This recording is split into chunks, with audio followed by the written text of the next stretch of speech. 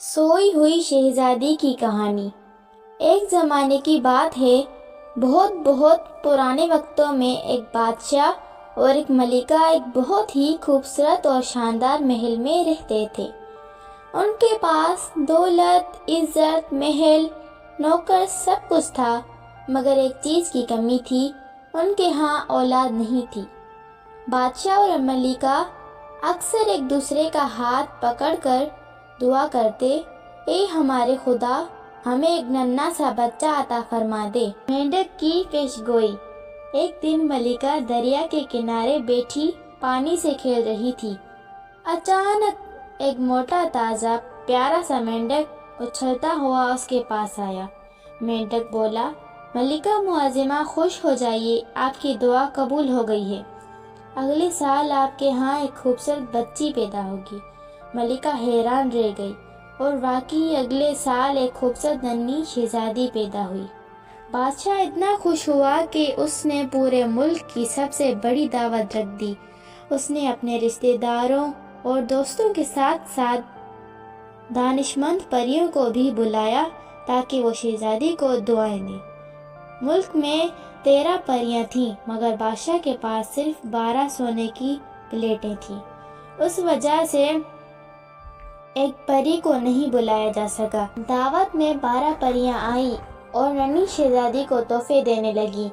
किसी ने नेकी दी, किसी ने खूबसूरती, किसी ने अकल तो किसी ने दौलत। सब खुश थे कि अचानक दरवाज़ा ज़ोर से खुला।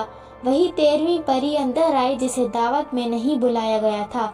वो गुस्से में चीखी, जब ये शहजादी 15 साल की होगी तो एक चरखी की सुई उसकी उंगली में चुभेगी और वो मर जाएगी। ये कहकर वो गायब हो गई।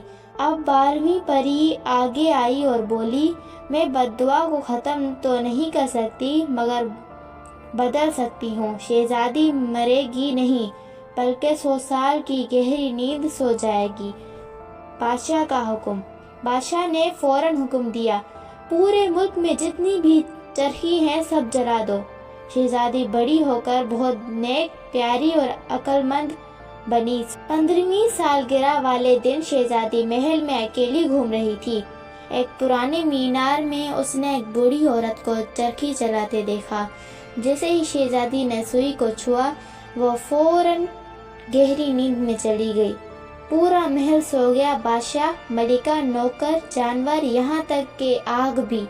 महल के गिर्द कांटों की ऊंची बाड़ उग गई। 100 साल बाद एक बहादुर शहजादा आया। जैसे ही वो कांटों के पास पहुंचा, कांटे खूबसूरत फूलों में बदल गए। शहजादा महल के अंदर गया, सबको सोता देखा और आखिरकार शहजादी तक पहुंचा। उसने आहिस्ता से शहजादी को बोसा दिया। शहजादी जाग गई, पूरा महल जाग गया, सब कुछ पहले जैसा हो गया। शहजादे और शहजादी की शानदार शादी हुई और वो हमेशा हमेशा के लिए खुश रहने लगे।